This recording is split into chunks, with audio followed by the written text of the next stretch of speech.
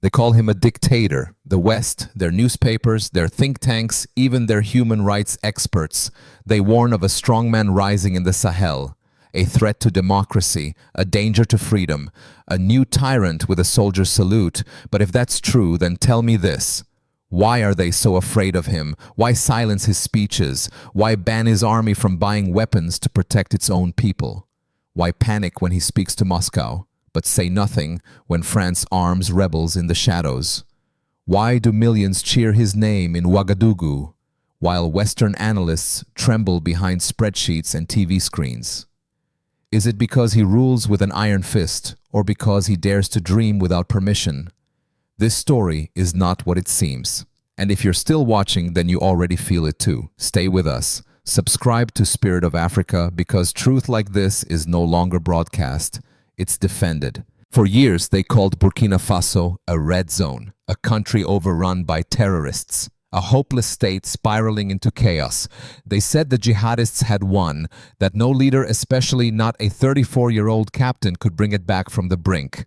But in July 2025, the facts spoke louder than the fear. 72.7% of Burkina Faso's territory had been reclaimed from terrorist control. Let that sink in. More than two-thirds of the land, once dominated by extremists, now flying the Burkinabe flag again. Compare that to the chaos of 2022, when nearly half the country was lost and over 2 million people had fled their homes. Now those same families are returning to their villages. Markets are reopening. Children are going back to school. The map has changed, and so has the truth. But don't expect Western headlines to admit it, because for them, admitting Traoré's success would mean admitting they were wrong, or worse, that they lied. So now the question isn't whether Burkina Faso is rising. The real question is, who wanted it to fall in the first place? They told the world it was a war on terror, that foreign troops were in the Sahel to help, that Burkina Faso needed security partnerships, counterterrorism assistance, humanitarian corridors. But behind the press conferences and the promises, something sinister was unfolding. Because as jihadists overran the northern towns, as schools shut down, markets collapsed, and 2.5 million children lost their education, Western governments weren't sending weapons to defend the Burkinabe people. They were blocking them. Let that sink in. Captain Ibrahim Traoré didn't say it as a theory. He said it as a fact with fire in his voice.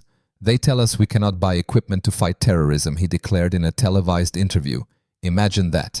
They say they are helping us, while tying our hands behind our backs. This wasn't exaggeration. It was policy. European states, under pressure from their former colonial partners, imposed restrictions on the sale of arms to Burkina Faso. No drones, no heavy artillery, no air support systems, nothing that could tip the balance in favor of a nation trying to defend itself. Instead, what did they send? Advisors, committees, dialogue forums, and sometimes weapons that mysteriously fell into the hands of the very terrorists they claimed to fight. In one chilling report, Traoré revealed that jihadist groups operating in Burkina Faso were often better armed than the national army itself. How? Where did they get those weapons? Who funded them? Who trained them? And here the question becomes too dangerous for Western media to ask, because if they did, they might stumble on an answer they can't unsee. In 2022, France still maintained a military presence in the region through Operation Barkhane. They had bases, they had planes, they had resources, and yet the terrorists expanded. In fact, violence increased even as the security operations intensified. How is that possible? How do you explain the rise of insurgent groups in areas under constant Western surveillance? How do you explain the death of civilians while foreign armies held meetings in air-conditioned rooms? And how do you explain the coincidence that some of the very regions richest in gold and uranium, like the Sahel belt, were also the ones most destabilized? Is it chaos by accident or control by design? Traoré wasn't afraid to answer. The terrorism in Burkina Faso is not just local, he said. It is a weapon, a tool, and someone is holding the handle. So when he took power on September 30th, 2022, it wasn't just a coup. It was a break from the script. A 34-year-old geologist turned soldier walked into the presidential palace and told the world, "We're done playing your game." He didn't ask for permission. He didn't wait for elections that only served foreign interests. He stood up and said, "I choose my people." And the price for that choice: isolation, sanctions, smears, media hit pieces labeling him a dictator, news agencies banned from Burkina Faso for giving platforms to terrorist spokesmen, human rights watchdogs suddenly appearing not when people were dying in the streets, but when Traoré began winning. Because that's the irony, isn't it? They didn't fear him when he was weak. They feared him when he got strong. And how did he respond?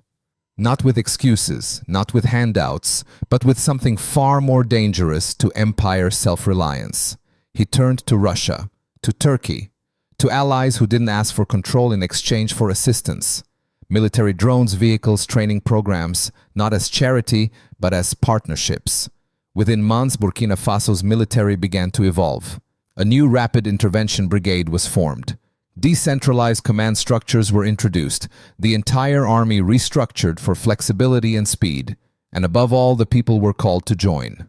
Traoré didn't hide behind walls. He didn't outsource the war to foreign contractors. Instead, he launched the VDP Volunteers for the defense of the homeland. His goal, 50,000. The result, over 90,000 enlisted. Young men and women, farmers, teachers, miners, ordinary citizens who picked up arms not for power, but for protection. They were trained, equipped, and deployed not as tools of the state, but as guardians of their communities. And suddenly, for the first time in years, the tide began to turn. From the valleys of Sauru to the markets of Djibo, something shifted. The silence of fear began to break. Checkpoints held, schools reopened. Displaced families returned not because the UN told them to, but because the enemy had been pushed back.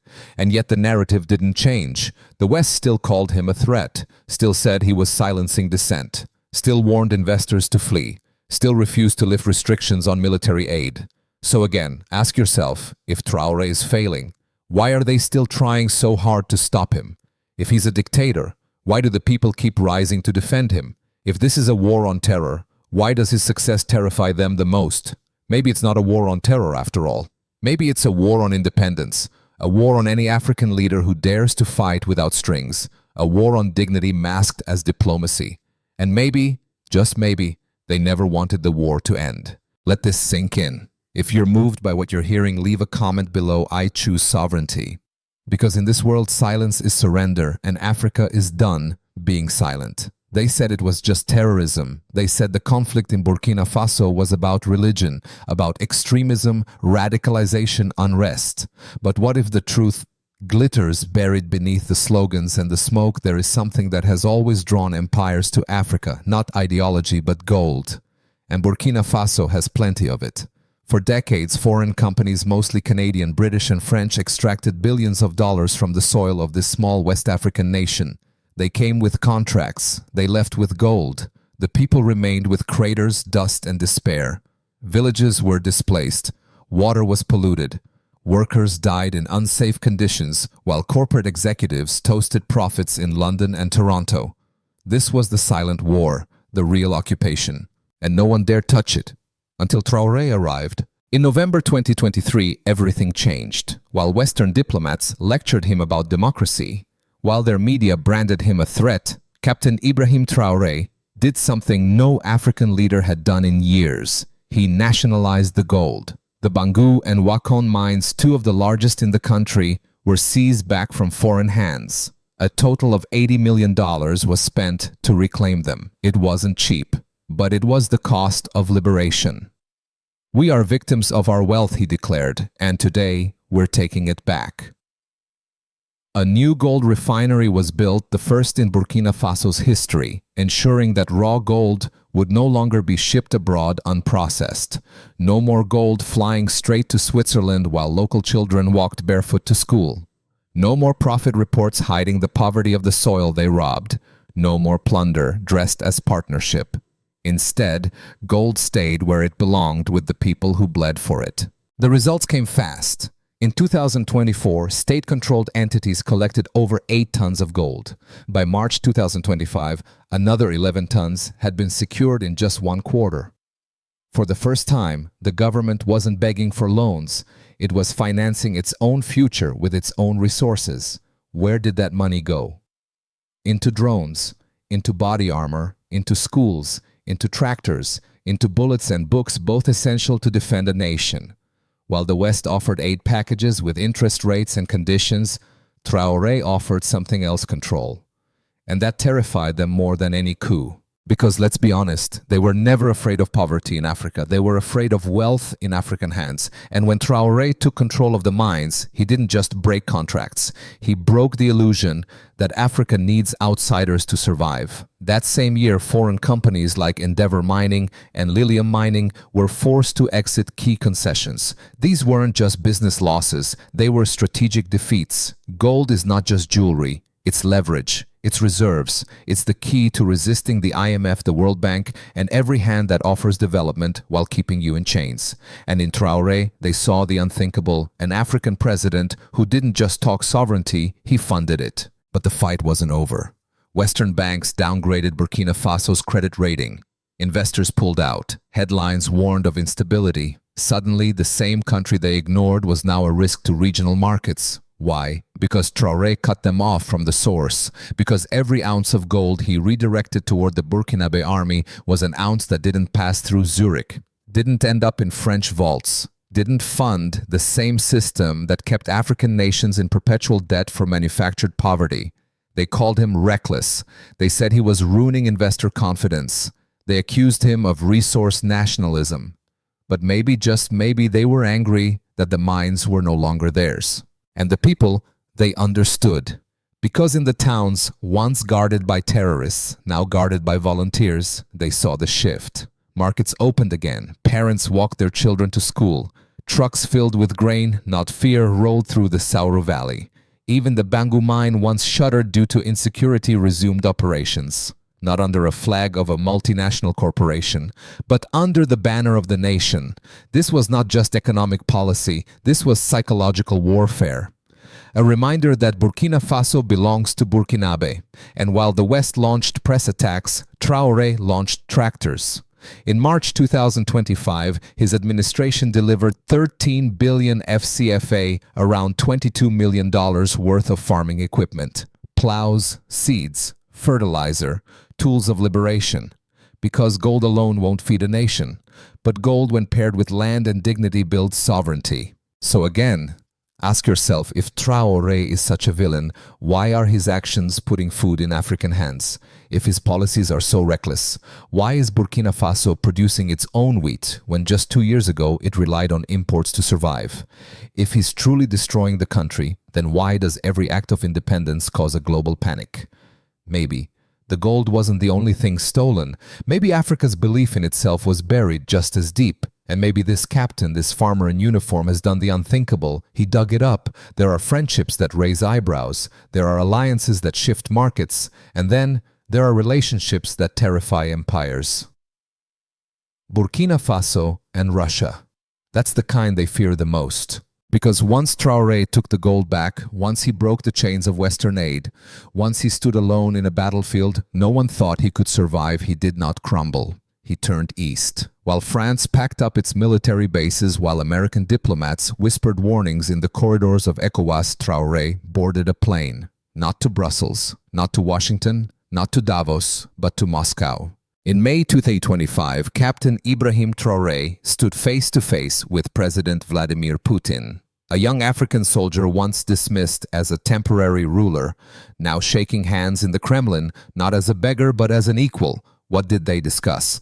Everything the West said was off limits. Energy, military cooperation, nuclear development, education, agricultural technology, space programs. This wasn't a photo op, it was a message. Burkina Faso would no longer be a satellite of the West, it would launch its own orbit. The headlines came fast. Burkina Faso falls under Russian influence. Traoré welcomes Putin's shadow into the Sahel, a new axis of instability. But for once, the fear wasn't about terrorism. It was about the loss of control, because for decades, Africa was only allowed to choose between dependence or isolation. And here was a man who had chosen sovereign cooperation with no apologies. Russia wasn't asking for regime change. Russia wasn't tying contracts to political reforms. Russia wasn't funding opposition movements through civil society programs. They offered something else: technology, training, trust. And Traoré, the so-called dictator, was ready to build. In March 2024, Russia and Burkina Faso signed a formal roadmap for peaceful nuclear energy cooperation. At the center of the deal, Rosatom, Russia's nuclear agency tasked with exploring the construction of a nuclear power plant in West Africa. Let that sink in. A country once lit only by candles and diesel generators, now laying the foundation for nuclear energy, not with IMF loans, but through a sovereign alliance. And that, perhaps more than gold, shook the empire to its core, because energy is power, literally. And power in the wrong hands, in African hands, is the one thing the empire never tolerates. But this alliance went far beyond reactors. Russian forces, possibly Wagner Group, possibly special units, reportedly began training Burkinabe units in counterinsurgency. These claims, though unverified, echoed across the region. That Russia wasn't just supplying weapons, it was defending a revolution. More than that, they were offering seats in Russian universities. Opportunities for Burkinabe students to study engineering, medicine, physics fields that had long been denied to those outside the Western sphere. And while the West offered scholarships in literature and law, Russia offered tools to build roads, hospitals, and satellites. This wasn't just military support, it was strategic rebirth. Of course, the critics shouted, Russia is exploiting Africa, Putin is using Traoré. This is neo-imperialism under a different flag. But let's ask the obvious. If Russia is so dangerous, why did the West allow 80% of Burkina Faso to fall to terrorism under their watch? If Russia is so manipulative, why are Burkinabe schools reopening, not closing? If Putin is the threat, why did France refuse to sell weapons while Russia sent tractors and drones? Maybe it's not Russia they fear. Maybe it's the idea that Africa doesn't need to play by their rules anymore. The panic wasn't isolated. In Ghana, Kenya, Senegal leaders were warned not to drift too far east. Aid was threatened, visas revoked. Military cooperation scaled back. Traoré wasn't just building a new Burkina Faso, he was building a new playbook. One where African leaders don't need to choose between silence and servitude. One where sovereignty is no longer a slogan, but a system. And that's dangerous because it spreads. In fact, it already has. Traoré helped forge the alliance of Sahel states AES with Mali and Niger, a military and economic bloc built on Pan-Africanism and mutual defense. They share intelligence, they coordinate military strategies, they resist ECOWAS pressure, and they speak with one voice. They even declared that an attack on one AES member would be treated as an attack on all. Sound familiar? It should. It's Article 5, the same mutual defense clause used by NATO, and suddenly the former colonies were forming their own military alliance. Independent of France, independent of the US, and worse, proud of it. So again, ask yourself, if Traoré is merely a Russian puppet, why does every independent action he takes benefit the people of Burkina Faso? Why do families feel safer? Why do schools reopen? Why do villages return to life? And if sovereignty is dangerous, then what does that say about the system that fears it? The West doesn't fear Traoré because he signed a deal with Russia. They fear him because he didn't ask them first. They don't fear a nuclear plant. They fear a nuclear future designed by Africans. They don't fear the gold. They fear who owns it now. And they don't fear Putin. They fear the possibility that an African president chosen by his people, funded by his land, defended by his own hands might actually succeed. They told us Burkina Faso was finished, that the people were fleeing, that no school would reopen, no market would return. They showed us maps covered in red zones. They called it a failed state, ungovernable, lost.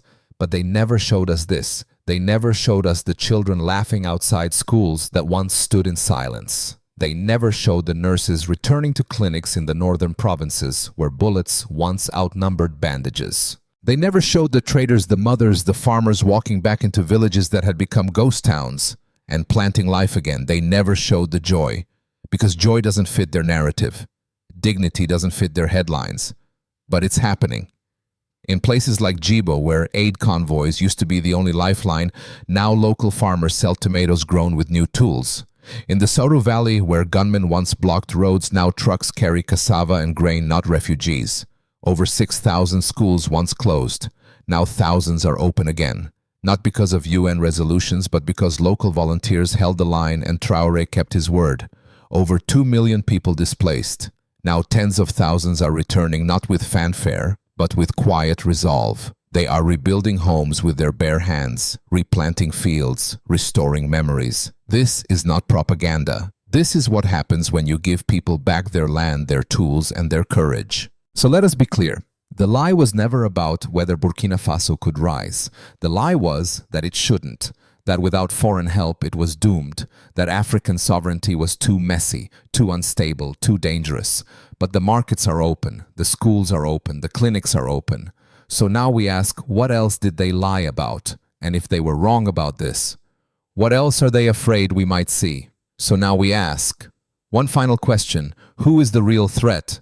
Is it the young captain who turned gold into schools, who turned displaced villagers into defenders, who turned a starving country into a nation feeding itself, or is it the ones who called him dangerous while arming the groups that made him necessary?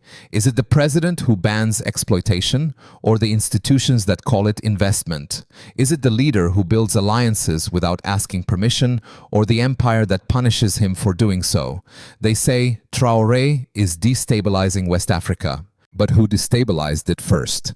Who drew borders with bayonets? Who installed puppets and called them presidents? Who promised security only to deliver silence when schools were burning? Who profits when Africa bleeds? Let's be honest, they don't fear Traoré because of what he's destroyed. They fear him because of what he's building. A nation that plants instead of pleads, that defends instead of begs, that rises without foreign strings, and worse, that inspires others to do the same. Because the truth is spreading. From Niamey to Bamako, from Accra to Nairobi, even in the streets of Paris, London, and Washington, people are whispering a new question: what if he's right? And that is the empire's greatest fear. Not a bullet, not a coup, not a military parade, but an idea that Africa doesn't need to kneel, that sovereignty is not treason, that dignity is not extremism. Because if Traoré is guilty, then freedom is a crime. If reclaiming land, gold, and truth is called destabilizing, then maybe it's the system itself that's unstable. So choose your side, not left or right, not east or west, but truth or lies, because the battlefield has changed. It's no longer fought with tanks, it's fought with headlines, hashtags, and silence. And in that silence, nations disappear, unless you speak. This is the spirit of Africa. And if you believe we have the right to stand, to build, to rise, then don't just watch. Say it, share it, stand with it. Drop your voice in the comments. Africa will never kneel. And if you're ready to be part of the movement, subscribe, because the story is only beginning and the world is watching.